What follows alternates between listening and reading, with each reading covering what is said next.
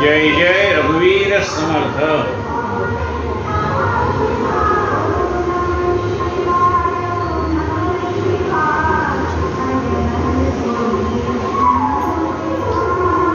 आपण ग्रंथराज दासबोध या विषयावरती यथाशक्ती चिंतन करतो आहोत। उधर होगा, देखो किधर है, आखरी बटन। दशक 17वा आणि समास 5वा सुरू। आज सोमवार आहे, त्यामुळे आपल्याला ओम नमः शिवायचं पार्श्वसंगीत पण आपल्याबरोबर आहे।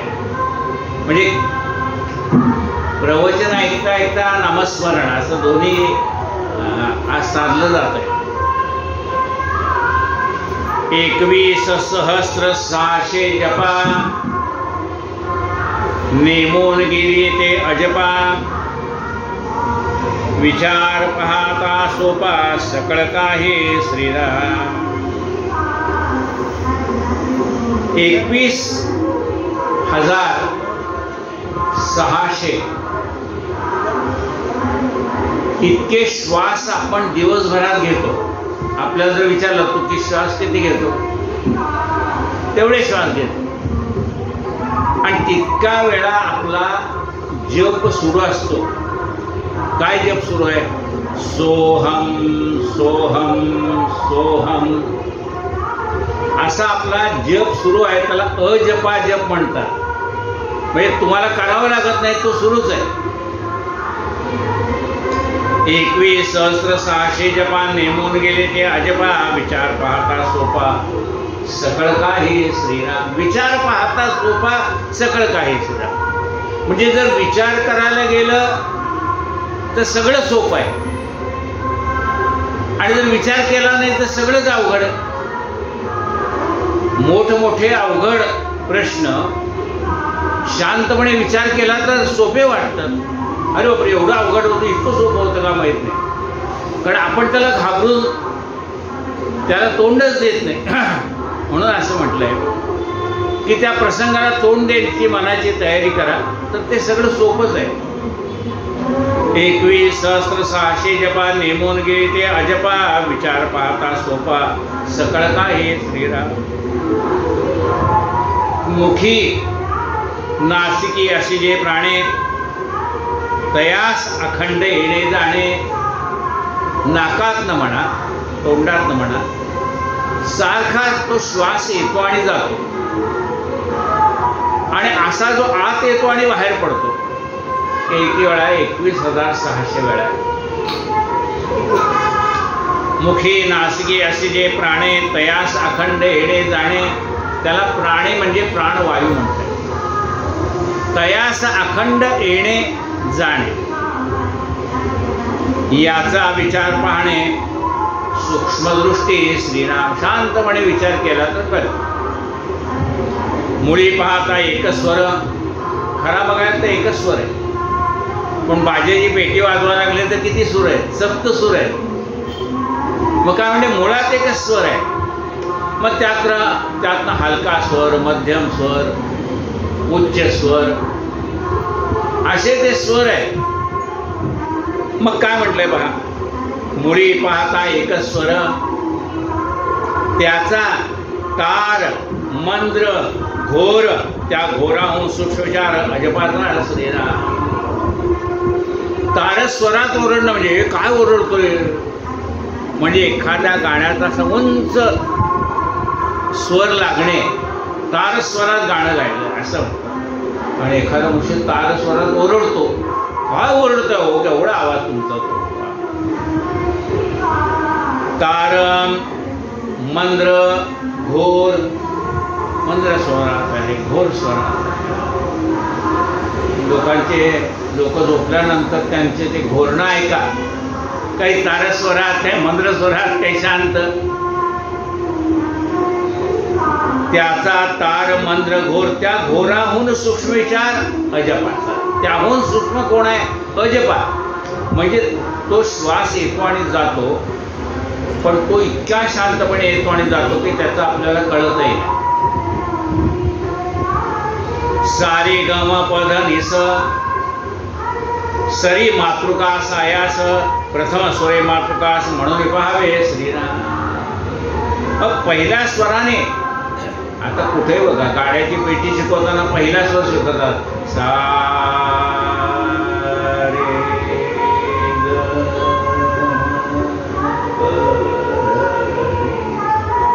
म्हणजे पहिला स्वर सा सा ह्याच्यात म्हणून पाहिलं की बरोबर ते स्वरातला चढ उतार आपल्याला लक्षात येईल. सारी ग म प ध नि स सरी मातृका सायास प्रथम स्वरी मातृका म्हणून पाहावे श्रीराम. परे वाचेहून आरते ते पश्चंती खालते स्वराचे जन्मस्थान ते तेथून रे श्रीराम. मग हा स्वर निघतो कुठून म्हणाले? परावाणीच्या पलीकडे तो आहे बघा.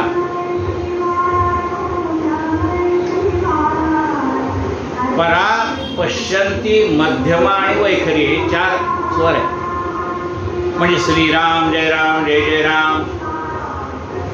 वैखरी म्हणजे बोलतो आपण. परा पश्चंती मध्यमा मग मधल्या आवाजात म्हणजे आपणही म्हणतो आणि शेजारी म्हणलेल्या माणसाला ऐकायला येतं श्रीराम जय राम जय जय राम श्रीराम जय राम जय जय राम श्रीराम जय जय राम. त्याच्यापेक्षा काय सारे ग म प ध परा पश्चंती मध्यमा. आता मध्यमा म्हणजे हातातली माळ तर मणी तर पुढे जाताना दिसत आहे पण याच्या शब्दाचा आवाज येत नाही कारण ते तोंडातल्या तोंडात कुठकुठलं जात आहे म्हणजे आपल्याला ऐकू येतं. आणि परावाणीचा जे म्हणजे नुसत्याच मणी फिरताना दिसत आहे परावाणी म्हणजे हा जो आहे अजपाजप तो पराच्याही खाल नाही तिथून वाणीचा उगम आहे म्हणाले बघा. परे वाचे होण्यार्थे ते पश्चंती खालते स्वराचे जन्मस्थान ते तेथून उठे. पश्चंती आणि पराच्या मध्ये त्याचा जप आहे. परे वाचूनार्थे आणि पश्चंती खालते स्वराचे जन्मस्थान ते तेथून उठे. परावाणीच्या वरती आणि पश्चंतीच्या खाली असा त्याचा जन्मस्थान आहे. कुणाचा? अजपाजपाचा. एकांती उगेच बैसावे म्हणाले हे जप कधी आम्हाला म्हणजे हा अजपा जप चाललेला आम्हाला कसा ऐकायला मिळेल? म्हणाले एकांतामध्ये बसा, मन एकाग्र करा आणि तुमच्या श्वासावर लक्ष ठेवा, तुम्हाला तो स्वर ऐकायला मिळेल. एकांती उगेच बैसावे तेथे ते समजून पाहावे. अखंड घ्यावे सांडावे प्रभंजनाशी. अखंड घ्यायचा आणि सोडायचा. कोण? प्रभंजन म्हणजे वारा. श्वास घ्यायचा आणि श्वास सोडायचा, त्याचा चाललेला आवाज आपण ऐकायचा. एकांती मौन धरून बैसे सावध पाहता कैसे भासे सोहम सोहम ऐसे शब्द होते. जर त्या श्वासाचा आवाज पाहिला मनाची एकाग्रता करून तर आत येताना सोहम सोहम असा तो आपल्याला आवाज ऐकायला येतो.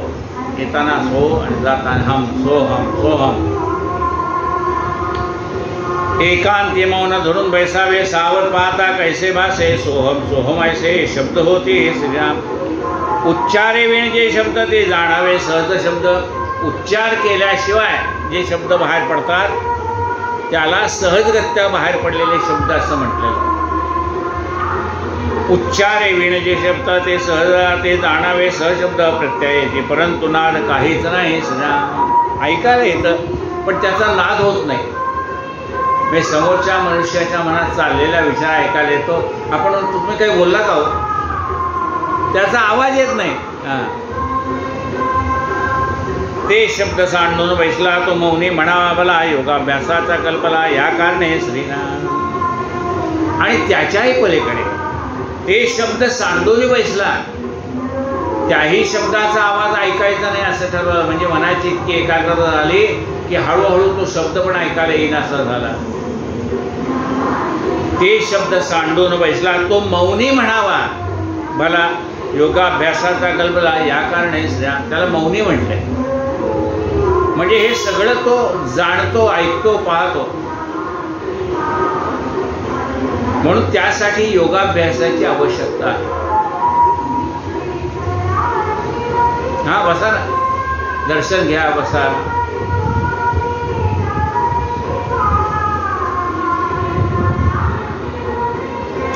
एकांती मौन धरून बसला तेथे पुढे शब्द झाला सोहम ऐसा बोला अंत यावे. एकांतात बसला तर आपल्याला कुठला शब्द ऐकवतो? सोहम. धरिता सो, सांडता हम. आत घेताना सो शब्द आहे आणि सोडताना हम शब्द आहे. सो सांडता हम अखंड चाले. सोहम सोहम याचा विचार पाहता बहु विस्तारला. याचा जर विचार करायला गेला, याचा पाहता विचार, याचा विचार पाहता बहु विस्तारला. याचा जर विचार करत गेलं तर आपल्याला अधिक खुलासा होत जातो. देहधारक तितका प्राणी, जेवढ्याने देह धारण केले असे सगळे प्राणी, म्हणजे नुसती माणसं नाही, देहधारी पशु आहेत, पक्षी आहेत, कीटक आहेत, सगळे. देहधारक जितका प्राणी स्वेद उद्विजाधिक खाणे. श्वासोच्छ्वास नसता प्राणी कैसेची ती श्रीराम. ते सगळेच प्राणी श्वास घेतात आणि श्वास सोडतात. पण ते श्वास कसे घेतात सोडतात ते त्यांचं त्यांना माहिती आहे. म्हणले मासा राहतो कुठे? पाण्यामध्येच राहतो. म्हणले तो रात्री झोपतो की नाही? म्हणले झोपतो. म्हणले पाण्यामध्ये मासा कसा झोपतो? पाण्यामध्ये मासा झोप घेई कैसा, जावे त्याच्या वंशा तेव्हाकडे. ऐसी हे अजपा सकळाशी परंतु कळे जाणत्याशी सहसांडून सयासी पडोचने श्रीराम. अशी ही अजपाची व्याख्या, सोहम शब्दाचा उगम हे जाणत्याला कळतं. आता हे सहजगत्य आहे. म्हणजे हा अजपा जप आपल्याला ऐकायला येणं हे सहज. कुणी जरी एकाग्र मन केलं तरी त्याला ऐकायला येईल. हे सहज आहे, सोपं आहे. सहज देव असत असे सायासे देव कुठे नसे. नाशवंत देवास विश्वास ऐसा कोण श्रीराम. असा हा सहज देव आहे. कारण जोपर्यंत हा देव म्हणजे श्वास घेतो तोपर्यंत आहे. श्वास घेणं सोडणं संपलं की गेला. इतका सहजगत्य आपल्याजवळ असणारा देव, त्याला पाहायचं सोडून कुठे शोधिसी रामेश्वर आणि कुठे शोधिसी काशी. हृदयातील भगवंत राहिला हृदयातून.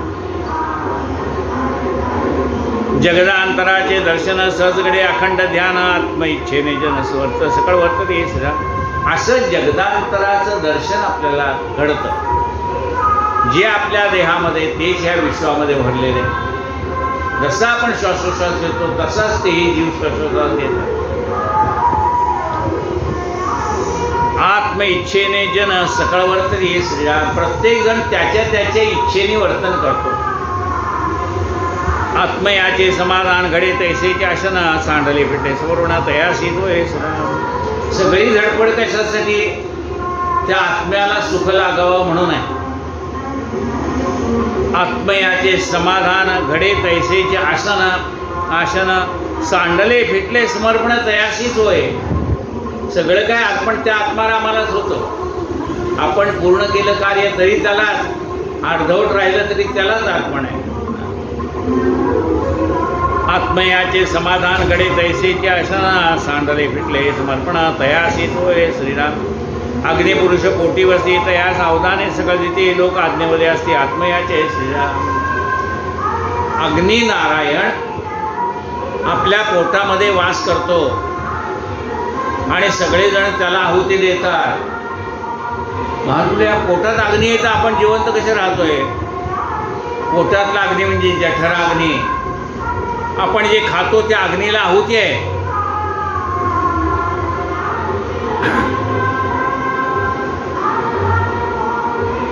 उदर भरण नोहे जाणीजे यज्ञकर्म. हे यज्ञकर्म आहे, पोट भरण्याचं नाही आहे. आता यज्ञकर्म म्हणजे यज्ञात काय आहे बघा. यज्ञामध्ये तूप टाकलं तर तो अग्नी अधिक प्रज्वलित होतो. पण एवढंच होमकुंड घेतलंय त्याच्यामध्ये अग्नी प्रज्वलित झालेले आहेत, थोंबर थेंबर तूप टाकून. म्हणजे ह्याला पोटभर खायला घालतो म्हणून 15 किलोचा डबा जर त्यात ओतला तर सगळं वाहून जाईल, तो अग्नी पण विझून जाईल. तसा हा जठराग्नी, त्याच्यामध्ये थोडं थोडं टाकलं तर आणखीन खावं असं वाटतं. नाही म्हणले रिसेप्शनला गेल्यानंतर सगळंच घेतो,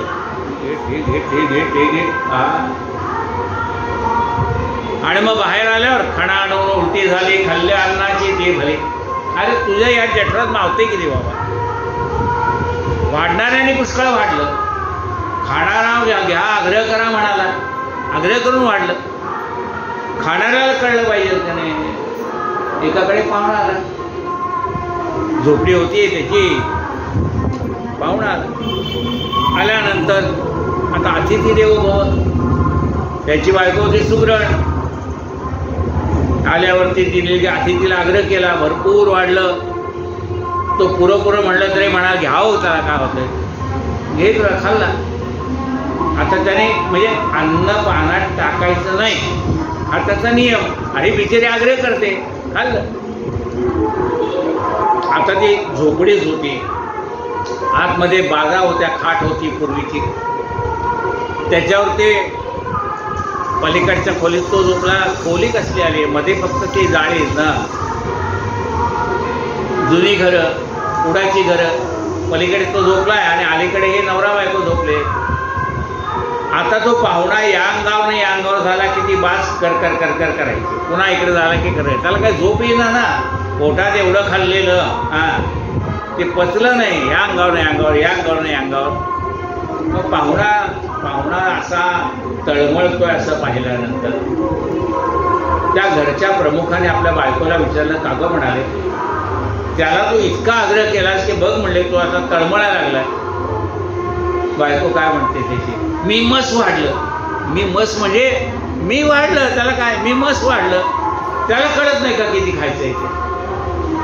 म्हणजे आपला जठरामध्ये जागा किती आहे, त्याला पचेल रुचेल एवढंच खायला पाहिजे. त्याच्यापेक्षा जास्ती खाल्लं तर पुढे ऍसिडिटी झाली, अमुक झालं समूह झालं, मग ते सगळं होत आहे.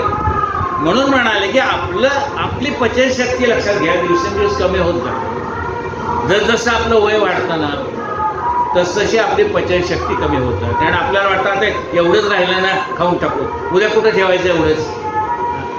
ते तुम्ही खाल्लंय पण ते तुम्हाला बाधक करतंय. काय म्हटलंय पहा, अग्निपुरुष कोटी वसती, तयास अवदाने सकळ देती. लोक आज्ञेमध्ये असती, आत्मयाचे सध्या लोक आत्म्याच्या आज्ञेत असतात. त्या जठराग्नीला आहुती ते देत असतात. सहज देव जपध्याने, सहज चालणे, स्तुती स्तवने, सहज घडे ते भगवाने, मान्य की जय श्रीराम. देवाचं पूजा ही सहजगत्या होते. म्हणजे कसं आपण चालतो तीही देवाला प्रदक्षिणा आहे, आपण बोलतो तीही देवाची स्तुती आहे, आपण जे कर्म करतो ती देवाची पूजा आहे. मग या भावनेने केलं तर आपलं सगळं कर्म यज्ञच करोती ते सगळं देवाला अर्पणायचं.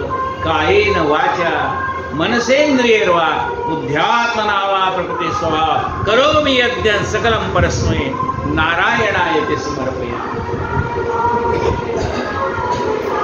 सहज देव जपध्याने, देव प्राप्त व्हायचा असला तर सहज आहे. कशाने प्राप्त होतो? जप, एकाग्रपणाने जप करा, एकाग्र मनाने ध्यान करा. सहजगत्या चालता बोलता, हो जाता येता, बसत उठता, घास गिळता, घरी दारी शय्ये वरिरती सुखाचे सवस्तांची लज्जा सोडून भगवत चिंतन करे. सहज जाणणे, स्तुती स्तवने, सहज घडे ते भगवाने, मान्य की जय श्रीराम. अशा रीतीने सहजगत्या तुमच्या हातून जे कर्म घडतं ना ते भगवंत हा भक्त माझी सेवा करतोय या भावनेने देव आपल्याकडे पाहत असतो. एखादीशी तुमचं वाचणं आहे ते राहिलं तर ते बिघडत नाहीये. तुमच्या घरी आलेल्या अतिथीची तुम्ही सेवा केली ना, मग ते तुमचे नातेवाईक असो, पाहुणे असो, कोणी असो, आणि त्या दिवशी तुमचा एखादा अध्याय वाचायचा राहिला, एखादं राहिलं, देव त्याच्यासाठी रागवत नाही. तो म्हणतो यांच्या रूपाने मीच आहे ना, अतिथी देवो भव. मग त्यांची पूजा करताना आपल्या हातून जे घडलंय तीही त्या भगवंताची सेवा घडलेली आहे. आज एवढे पाहुणे आले, अरे मला काही वाचनच झालं नाही, माझं अमुकच राहिलं, माझं तमुकच राहिलं, असा मनात विकल्प आणता येता उपयोगी नाही. सहज समुदाया कारणे नाना हठयोग करणे, परंतु एकाएकी सवरणे घडत नाही श्रीराम. आता हे सहजगत्या घडणार आहे, पण तो अवघड करून समजून घेतो. मग त्याच्यासाठी तो काय करतोय? सहज समजाया कारणे. इतकं हे सहजगत्या देव आपला असा काय होतोय, पण ते समजून घेण्यासाठी हठयोग करतोय त्या देवाला प्राप्त. अरे तो देव सहज तुला साध्य आहे, पण त्याच्यासाठी अट्टास केवढा आहे तुझा. नाना हठयोग करणे, परंतु एकाएकी समजणे घडत नाही. पण हा देव आपल्याजवळ आहे, आपलं केलेलं सर्व कर्म त्याला अर्पण होत आहे, हे सहजगत्या कळत नाही. त्याच्यासाठी विचार करावा लागतो, अभ्यास करावा लागतो, त्यावेळेला लागतो. सहज प्राप्त होणारा परमात्मा आपल्याला कळतो. सहज समजाया कारणे नाना हठयोग करणे, परंतु एकाएकी समजणे घडत नाही श्रीराम. द्रव्य चुकते दरिद्र येते, तळी लक्ष्मीवरी वर्तते, प्राणी काय करेल ते ठाऊके नाही श्रीराम. द्रव्य चुकते, दारिद्र्य येते, म्हणजे पैशाचा योग्य विनियोग करता आला नाही. अनाठाई तुम्ही पैसे खर्च केले तर योग्य खर्चासाठी पैसे तुमच्याकडे शिल्लक राहणार नाही. म्हणजे उत्पन्न 100 रुपये आणि खर्च 150 रुपये असेल तर कर्ज काढण्याशिवाय अत्यंत नाही. मग ते काय म्हणतात की द्रव्य चुकते, दारिद्र्य येते. एका श्रीमंत व्यापाऱ्याने आपल्या मुलासाठी भरपूर ठेवलं आणि शेवटी त्याला व्यसन म्हणा, मित्रमंडळी असतात त्यांच्या नादी लागून त्याने सगळं उधळून टाकलं. ज्या पेढीवरती बसून, ज्या गल्ल्यावर बसून तो लाखो रुपये कमवायचा, आज त्याला दारिद्र्य आलं, काही नाही, लोकांकडे मागायची वेळ आली. मग त्याचे एक मित्र आले, वडिलाचे मित्र. अरे म्हणले तुझे वडील गेले कळले म्हणून तुला भेटायला आलो. आणि त्यांनी वडिलांनी काहीतरी लिहून ठेवलं असेल ना तुला. म्हणजे काही लिहून ठेवलं नाही. म्हणजे काय लिहिलंय? म्हणजे बुडाखाली अंधार, एवढंच लिहिलं. तर बुडाखाली अंधार म्हणजे काय हो म्हणाले? म्हणजे बुडाखालीचा अंधार बाजूला केला ना तो उजेडच उजेड आहे. म्हणजे तिथे फक्त उजेड पडला पाहिजे. म्हणजे काय म्हणला, तू जिथे बसलायस ना तिथली जागा खोदून पहा, त्याच्यात जरा हॅलोजन सोड, बघितलं का तिथं हंडेवर उठवलेलं बापाने. तर म्हणलं तुझ्या तिथंच आहे लक्ष्मी, पण तुला माहीत नाही. तसा देव आपल्याजवळच आहे, पण आपल्याला माहीत नाही. काय म्हटलं पहा, तळी लक्ष्मी वरी वर्तते, प्राणी काय करेल ते ठाऊक नाही श्रीराम. आतमध्ये द्रव्य आहे आणि त्याच्यावरती बसून भीक मागतोय. म्हणजे आपल्याजवळ काय आहे याची त्याला जाणीव नाही. वडिलांनी लिहून ठेवलंय पण त्याला जाणीव नाही, त्याचा अर्थ कळत नाही काय लिहिलंय त्याचा. आणि तसं हे संतांनी लिहून ठेवलंय ना, त्यांच्या वाङ्मयाचं आम्हाला वाचता येतं पण अर्थ कळत नाही. लिहून ठेवलंय म्हणले, लिहिले आम्ही वाचतो म्हणले, पण अर्थ कळत नाही. म्हणून ते असं म्हणले की आपल्या जवळ देव जवळी जवळी अंतरी, भेटी नाही जन्मावरी. लिहून ठेवलंय का नाही? म्हणजे आम्ही ते वाचतो की म्हणले, आम्हाला पाठ आहे. काय पाठ आहे म्हणले, देव जवळी अंतरी, भेटी नाही जन्मावरी, भेटी नाही जन्मावरी, भेटी नाही जन्मावरी. रोज अभंग म्हणतो म्हणले, अर्थ नाही.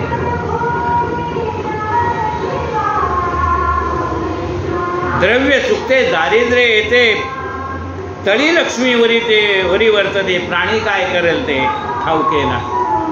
तळघडामध्ये उदंड द्रव्य, भिंतीमध्ये घातले द्रव्य, स्तंभी तुळवटी द्रव्य, आपण मध्ये सगळीकडे द्रव्यच बापाने भरून ठेवलंय. तळघडात द्रव्य आहे, जिथे बसवतो तळघड होतं त्याच्यात द्रव्य आहे. खांबामध्ये भरून ठेवलेलं होतं, भिंतीमध्ये भरून ठेवलेलं होतं. पण शोधेल तर मिळेल. तळकरामध्ये उदंड द्रव्य, भिंतीमध्ये घातले द्रव्य, तंबे स्तंभे तुळवटी द्रव्य, आपण मध्ये श्रीराम, आपण मध्ये बसलाय. लक्ष्मीमध्ये करंटा नांदे, त्याचे दादी दादिक सांदे, नवल केले परमानंदे, परमपुरुषे श्रीराम. या चारी बाजूला लक्ष्मी आहे आणि मध्ये हा करंटा बसलाय. म्हणले चारी बाजून लक्ष्मी, याचा अर्थ काय? आणि हा करंटा म्हणजे काय? चारी बाजूला परमात्मा भरला आहे. जिकडे तिकडे सद्गुरु भरला, भजन कुणाचे कुठे करू. सर्वत्र भरलेला तो परमात्मा आहे, पण याला दिसत नाही. करंटा काय? जिकडे पाहावे तिकडे तू दिसशी नाही ना म्हणायचंय. भाऊ म्हणते देवाकडे पाठ झालं तर काय? सगळीकडे देव बसलाय ना. मागे उभा मंगेश, पुढे उभा मंगेश, माझ्याकडे देव माझा पाहतो आहे. एक बाती एक खाती, एक विवेकाची गती, प्रवृत्ती अथवा निवृत्ती येण्याची नाही श्रीराम. एक पाहती एक खाती. आता श्रीमंत माणसं खात आहेत, गरीब माणसं त्याच्याकडे बघत बसले, एवढं खातो. एक पाहती एक खाती, ऐसी विवेकाची गती. अरे पण तो एका जागी बसून एवढे चांगले पदार्थ का खातोय? तुला आता तो खाताना दिसतोय, पण त्याच्या मागचे कष्ट तुला दिसत नाही. तूही कष्ट कर, तू कष्ट करशील तर तूही असाच बसून खाशील. एक पाहती एक खाती, ऐसी विवेकाची गती, प्रवृत्ती अथवा निवृत्ती येण्याची नाही. म्हणजे प्रपंच का परमार्थ याच्याप्रमाणे आहे. म्हणजे ज्याने प्रयत्न केले त्याला देव भेटला. ज्याने तो देव भेटावा म्हणून प्रयत्न केले नाही त्याला देव भेटला नाही. म्हणजे त्याला भेटला ना, आम्हाला कसा भेटला नाही? आणि त्याने त्याच्यासाठी काय केलंय? त्यांची चरित्र वाचा म्हणजे कळेल. त्यांना देव कसा भेटला ते कळेल. आपल्याला भेटावं असं वाटत असेल तर त्यांची चरित्र वाचा. मार्ग जाऊन गेले आधी कृपा निधी संत,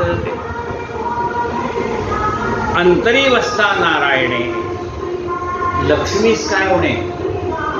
ज्याची लक्ष्मी तो आपण बळकट धरावा. ज्याच्या अंतःकरणामध्ये परमात्मा आहे त्याला लक्ष्मीची वाट पाहावी लागत नाही. कारण जिथे नारायण आहे तिथे लक्ष्मी येणारच आहे आपोआप. तो नारायण बळकट धरा, लक्ष्मी आपोआप येते. काय म्हटले पहा, अंतरी वसता नारायणे, लक्ष्मीस काय होणे? तो देवा आपुला झाला, वैभवा कोण पुसते. अंतरी वसता नारायणे, लक्ष्मीस काय होणे? ज्याची लक्ष्मी तो आपण बळकट धरावा. ज्याची लक्ष्मी आहे, दासी आहे, त्या नारायणाला बळकट धरा, ती लक्ष्मी पण तुमच्याकडे येणार आहे.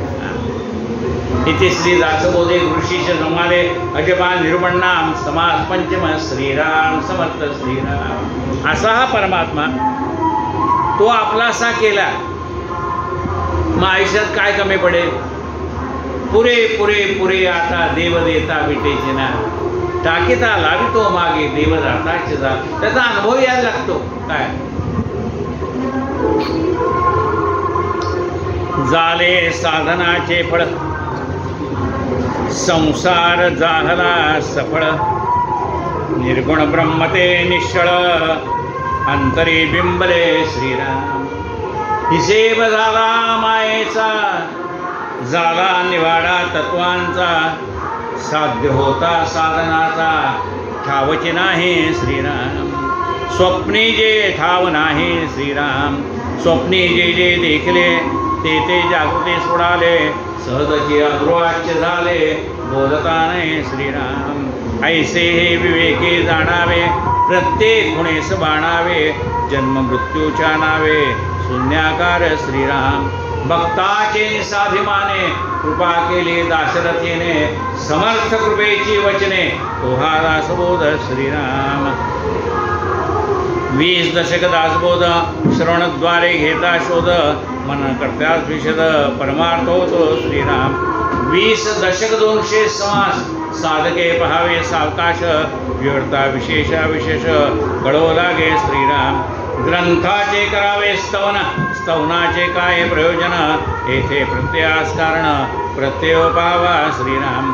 देहे लोपाचा भूताचा, कर्तात्मा तिथीचा, आणि कवित्व प्रकार मनुष्याचा कशावरून श्रीराम. सकळ करणे जगदीशाचे आणि कवित्वची काय मनुष्याचे ऐशा प्रमाण बोलण्याचे काय घ्यावे श्रीराम सकळ देहाचा झाडा केला तत्व समुदाय उडाला तेथे कोण्या पदार्थाला आपले म्हणावे श्रीराम ऐसी ही विचाराची कामे उगेच भ्रमोने भ्रमे जगदीश्वरे अनुक्रमे सकळ केले श्रीराम जय जय ते जय जय श्री श्री धातुदेव ऋषी महादेव ब्रह्म निर्गुणाम समादर्शन श्रीराम समर्थ श्रीराम जय जय रघुवीर समर्थ आरती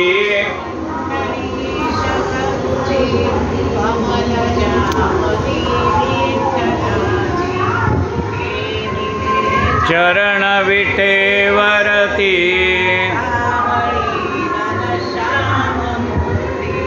गळ्यामध्ये खुले त्यावरी लाजला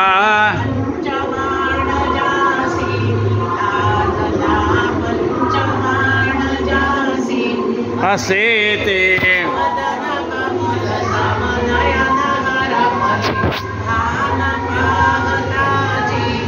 उभी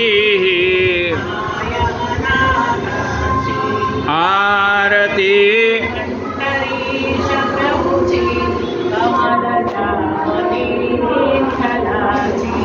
कटीला कस्तुरी मितीना दर्शना जल्लरी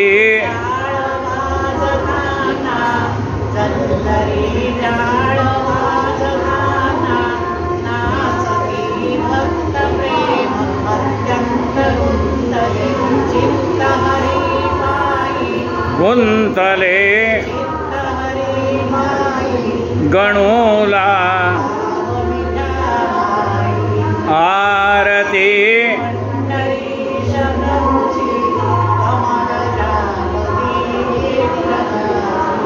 सद्गुरु गजानन महाराज की जय पुंडलिक वरदा हरि विठ्ठल श्री ज्ञानदेव तुकाराम पंढरीनाथ भगवान की जय माऊली ज्ञानेश्वर महाराज की जय जगद्गुरु संत तुकाराम महाराज की जय जय जय रघुवीर समर्थ।